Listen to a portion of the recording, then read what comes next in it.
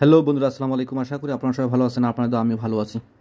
আপনারা অনেক বাজারের নাম শুনেছেন এবং অনেক বাজার দেখেছেন, এটা আমি জানি, আপনারাও জানেন। তো আজকে আমি আপনাদের মাঝে এমন একটা বাজার নিয়ে হাজির হলাম, এটা একটা ব্যতিক্রম একটা বাজার। আপনারা অনেকেই এই বাজার সম্পর্কে জানেন না। আমিও এর আগে কখনো এভাবে এই বাজারে যাই নাই, এইবারের প্রথম।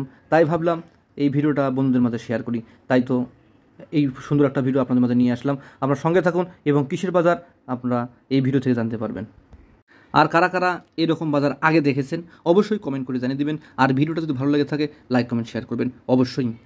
তো আজকে আমি আপনাদেরকে নিয়ে এসেছি চামড়ার বাজারে। চামড়ার বাজারে আপনারা শুনে অবাক হবেন যে চামড়ার বাজার সেটা আবার কেমন বাজার। গ্রামগঞ্জে আমরা দেখা যায় যে গরু কাটার পরে তারা অনেক আসে, চামড়া ব্যবসায়ী যারা থাকে তারা কিন্তু চামড়া কিনে নিয়ে চলে যায়।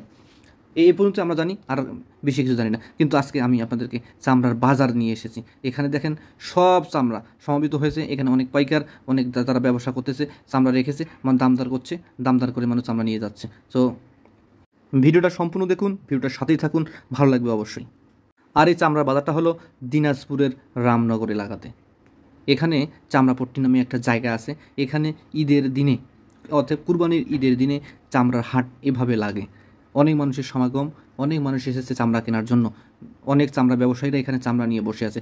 স্বাভাবিকভাবে অন্য বাজারে যেরকম বিভিন্ন ধরনের মালামাল নিয়ে মানুষ বসে থাকে, ঠিক তদ্রূপ, তার ব্যতিক্রম নয়। এই বাজারেও চামড়া ব্যবসায়ীরা চামড়া নিয়ে বসে আছে।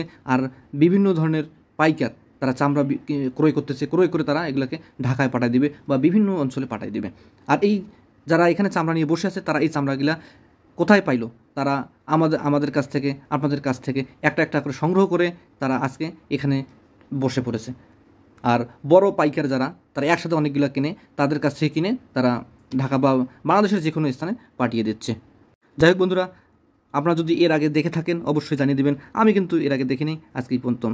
ভালো থাকবেন, সুস্থ থাকবেন, দেখা হবে অন্য কোনো ভিডিওতে। আসসালামু আলাইকুম রহমতুল্লাহ।